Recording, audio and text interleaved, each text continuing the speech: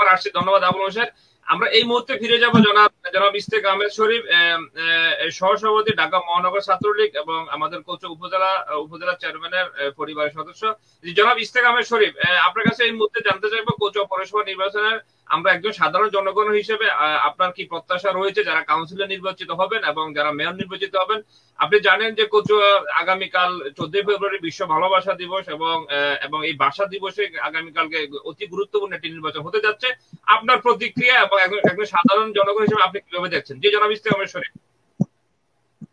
ধন্যবাদ সাকাত ভাই আপনাকে। আপনার লাইভে এসেছিলাম আরো মনে হয় যে 5 থেকে 6 মাস আগে। আমাকে আবারও আপনি সুযোগ করে দেওয়ার জন্য আপনার প্রতি কৃতজ্ঞ এবং কচুয়ার সম্পাদকের প্রতিও কৃতজ্ঞ। তো আপনি যেটা বলছেন যে নির্বাচন নিয়ে, আসলে গণতন্ত্রের উৎসব হচ্ছে নির্বাচন। নির্বাচন নিয়েই সাধারণ ভোটারদের মাঝে এক ধরনের আমেজ সৃষ্টি হয়। হুম। তো সে জায়গা থেকে কচুয়া পৌরসভা অবশ্যই একটি গুরুত্বপূর্ণ নির্বাচন। আমি এই নির্বাচনকে অত্যন্ত গুরুত্বের সহিত মনে করছি। এবং কচুয়া পৌরসভার বাসীর বহুল প্রত্যাশিত অবকাঠামোগত উন্নয়ন, শিক্ষার উন্নয়ন, মাদক মুক্ত, সন্ত্রাস মুক্ত একটি পৌরসভা বিনির্মাণে যারা আগামী দিনে নৌকা প্রতীক, ধানের শীষ প্রতীক এবং অন্যান্য যারা প্রার্থী আছে তারা অবশ্যই লড়াই করতেছে। যেহেতু আমি একজন মানে বাংলাদেশ আওয়ামী লীগের একজন সমর্থক এবং বাংলাদেশ ছাত্রলীগের একজন কর্মী নিজেকে মনে করি, তো সেই জায়গা থেকে আমি প্রত্যাশা করি বর্তমান সরকারের অধীনে ওই আমার ছাত্র দলের ভাই যে কথা বললেন যে সহ অবস্থানের কথা, আমাদের কিন্তু আমরা যারা মানে প্রকৃতপক্ষে ছাত্রলীগের রাজনীতি করি অথবা ছাত্র রাজনীতি করি, আমাদের কিন্তু মানসিক অবস্থাটা এরকমই হওয়া উচিত। বা ছাত্র রাজনীতি যে সংগঠনেই করুক না কেন, আমাদের মানসিক অবস্থাটা এরকমই হওয়া উচিত যে আহ মানে রাজনীতি তো মানে হচ্ছে মানুষের সেবা। যে মানুষের সেবা করে মানে নেতা হতে পারবে সেই কিন্তু প্রকৃত নেতা। তো আমি এটা খুবই মনে প্রাণে বিশ্বাস করি। তো আমি সহ অবস্থানের কথা বলবো যে হ্যাঁ, আপনি যদি জোট সরকারের আমলে দেখেন, আজকে ছাত্রদলের বন্ধু হয়তোবা জোট সরকারের আমলে কথা হয়তোবা মনে নেই অথবা জানে না কিছু। আমি তো আমার পারিবারিক অবস্থান যেহেতু একটা রাজনৈতিক পরিবারই আমি একজন সদস্য, তো আমি যখন ছোট ছিলাম আমি আসলে তখন জোট সরকারের আমলে যেই হামলা মামলা এগুলো কিন্তু আমরা দেখেছি। এখন কিন্তু আপনি সহাবস্থানের কথা বলেন, আপনি যদি সহাবস্থানের কথা বলে এসি রুমে বসে থাকেন, আন্দোলনের ডাক দিয়ে যদি হচ্ছে আপনি বাসায় বসে থাকেন, তো সেগুলো ভিন্ন প্রসঙ্গ। আমি আমার ব্যক্তিগত পক্ষ থেকে অবশ্যই সহাবস্থানের পক্ষে অবস্থান করতেছি এবং গণপ্রজাতন্ত্রী বাংলাদেশ সরকারের মাননীয় প্রধানমন্ত্রীর জননেত্রী দেশরত্ন শেখ হাসিনাও সহাবস্থানের কথা চিন্তা করতেছে। কিন্তু কিছু ক্ষেত্রে দেখা যাচ্ছে কিছু অতি উৎসাহী এবং হচ্ছে যারা নব্য আওয়ামী লীগার, তারা কিছু কিছু ক্ষেত্রে দেখা যাচ্ছে যে এই সহাবস্থানের নামে অথবা সহাবস্থানকে সহ্য করতে না পারে অনেক ধরনের অনাকাঙ্ক্ষিত ঘটনা ঘটাচ্ছে, যেটার জন্য আমরা আসলে যারা প্রকৃতপক্ষে আওয়ামী লীগের কর্মী আমরা নিজেরাই বিব্রত। কারণ আমাদের একটা জিনিস হচ্ছে কিন্তু আমরা জনগণের জন্য রাজনীতি করি, আমরা যেই দলেরই হই না কেন। আমাদের কিন্তু একটা আমরা কিন্তু একটা সমাজ থেকে এসেছি। হ্যাঁ, একটা সমাজ থেকে এসেছি। তারপরে হচ্ছে আমরা একই মসজিদে নামাজ পড়ি। যখন আমরা মসজিদে নামাজ পড়ি, কোনো জানাজাতে দাঁড়ায়, তখন কিন্তু কে আওয়ামী লীগ করে, কে বিএনপি করে, কে জামাত করে, যে কে জাতীয় পার্টি করে, এই জিনিসটা আমরা দেখি না।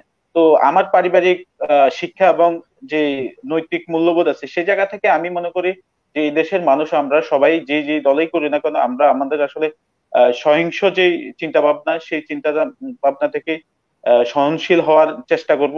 এবং কচুয়ার যে এখন নির্বাচন, সেই নির্বাচনে আমি মনে করি যে বাংলাদেশের ঐতিহ্যবাহী রাজনৈতিক সংগঠন বাংলাদেশ আওয়ামী লীগ অত্যন্ত সুপ্রাচীন একটি দল।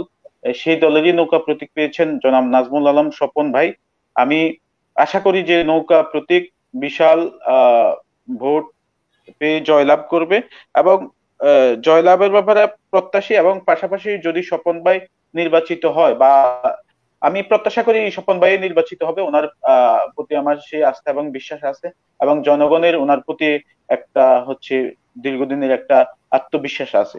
তো ওনার কাছে আমার আসলে কিছু দাবি দেওয়া ছিল। গত নির্বাচনে কিন্তু আমি হার্ট এন্ড সোল ওনার নির্বাচন করেছিলাম এবং প্রত্যেকটা কেন্দ্রে কেন্দ্রে গিয়ে ভোট চেয়েছিলাম।